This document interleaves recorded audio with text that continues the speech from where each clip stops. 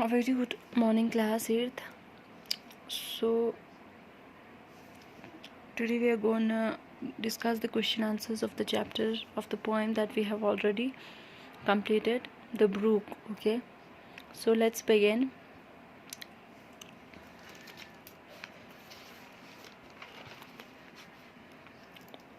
Here are the there are 5 questions in this chapter. So the first question, thinking about the poems, first is, who is I referred to as in the poem? You know that the first line of this poem begins with the word I come from haunts of cone and hern. I made a sudden sally and sparkle out among the fern to bicker down a valley. So here the first question is, who is I referred to as in the poem? We know that the poem is written by Alfred Tennyson. The writer of the poem is Alfred Tennyson, and he has written this poem, but according to him he has made the brook as the speaker of the poem, which makes us understand that I in the poem is referred to nobody else other than the brook. The brook is telling the story of its own journey by itself. So the answer goes like this: I in the poem is referred to as the brook. You have to keep the brook in the double inverted commas. Although the writer of the poem is Alfred Tennyson, but he has made the brook as the speaker of the poem. Understood? Here it is said that I in the poem is referred to the brook. The brook is telling the tale of the journey of its journey by itself, as the first line in the poem begins with the word I. Okay, I come from the haunts of coot and hern. So here the brook itself is telling the story of its whole journey, which begins from the haunts of the cone and hern and continues till the end, till it joins the brimming river.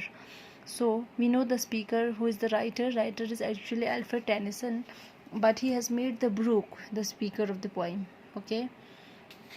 Now the next question is, trace the journey of the brook. Now we have to tell in short about the journey of the brook, from where it starts and how it ends, and what are the things that it crosses in its way.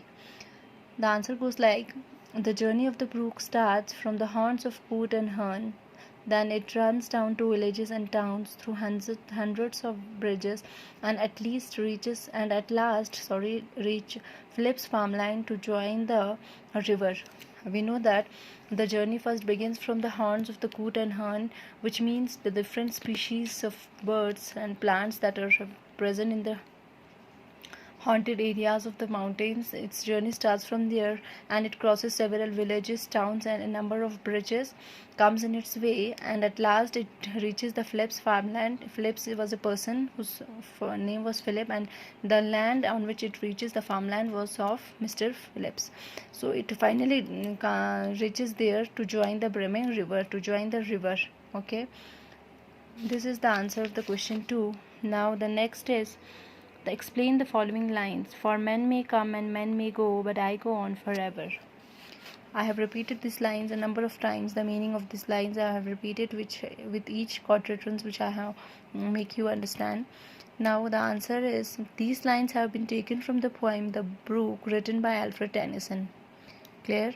The brook is the speaker in the poem. These lines are served in two ways, which means that these lines gives two meanings. There are two meanings which are based on these lines. In one way, the speaker says that, now the first way in which the speaker describes these lines are, the speaker says that the man is mortal. Mortal means one who has to die one day, who does not have to live forever, is mortal, which means humans are mortal. Man is mortal. Man has to die one day and dies at last, but his journey ends at his death, which means that after the death of the humans, their journey ends only when their life ends, which means when they dies. But it keeps on running. But it here refers to the brook. The life of brook is continuous. It keeps on running throughout its whole life. It doesn't stop for a second. Okay. Now the second sense of these lines are, we can say that the men come to see it. Okay. We know that the beauty of the brook and the pleasant of the brook is so beautiful and delightful to see that humans like to enjoy its beauty. They feel really excited, they feel they take the taste of it, which means they enjoy every beauty of the brook and its pleasant surroundings. We can see that the men come to see it, humans come to enjoy it, okay, take the taste of it. They enjoy each and every moment of the brook, the beautiful moments, and go home. Okay, humans come and see and take the beauty away with it and go home, but it still remains there to make its journey. But the brook still remains there. Humans come there, enjoy its beauty, take the pleasant surroundings, enjoy every second sitting besides the brook, and they go home. But the brook always remains it remains in the continuous form, it always remains in the movement, it always moves forward, okay, and it continues its journey throughout the whole life. These are the two sense which is referred to by these two lines. For men may come and men may go, but I go on forever. Now, what purpose do these lines? Okay, these lines you have given the answers. These lines serve two ways. Okay, now the fourth question is, alliteration is the repetition of the initial consonant sounds in words such as I slip, I slide, I gloom, I glance. Pick out some more examples of alliteration from the poems. You know what alliteration means? Alliteration means the repetition of the first word over and over again. Now we have to give some few examples of alliteration from the poem. Okay, now examples are I chatter, I flow, and here and there are some alliterations used in the poem. Okay, these are the few alliterations that are used in this poem. Now the last but not least, the question 5 is, can the journey of the brook be compared to human's life? How? How can you compare the journey of the brook with that of the humans? Okay, the answer is very clear. The answer is like, the journey of the brook can be compared to human life. Okay, human life journey and the brook's journey can be compared with each other. In the poem, the journey of the brook passes through different stages.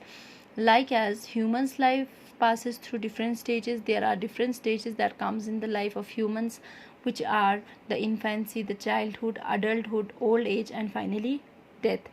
Similarly, there are different stages in the lives of the brook as well, which passes through different stages in its life. Okay, the speed of the brook varies at different points of its journey. When a stone comes in its path, its speed decreases, whereas if there is nothing in its path, nothing disrupts in its way, it makes a very pleasant and a very delightful moment throughout the way. Okay, so there is a comparison between both the lives of the humans as well as the brook comes in through different stages, passes through different stages. The journey of the brook can be compared to human life. In the poem, the journey of the brook passes through different stages, and on the other hand, human life also passes through different stages, that is, infancy, adulthood, age, and old age. Adulthood, infancy, you can write childhood, adulthood, and then old age. All these are the different stages that human's life passes through from birth till it dies. So similarly, the brook's life also has different stages. It comes through different phases in its path.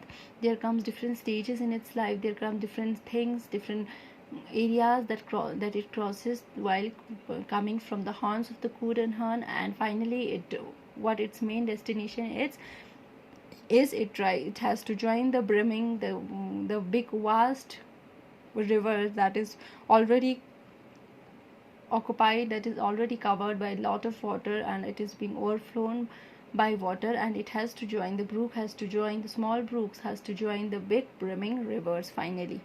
And that is why these lines have been repeated over and over again. Okay, it has to join the brimming river finally. So similarly, the life of human as well as the brook is compared with each other in the poem. I hope these questions are clear to you. I have also sent you the pics of these 2 pages respectively. You have, after your exams finish, you have to write these question answers on your text notebook. Okay, these are the chapters that are included in your T2 syllabus. Okay, so try to do this when you are free from your exams, from your preparations, on your fair notebooks. I hope these are clear to you. Thank you so much, class. Have a nice day. Khuda Hafiz. Bye bye.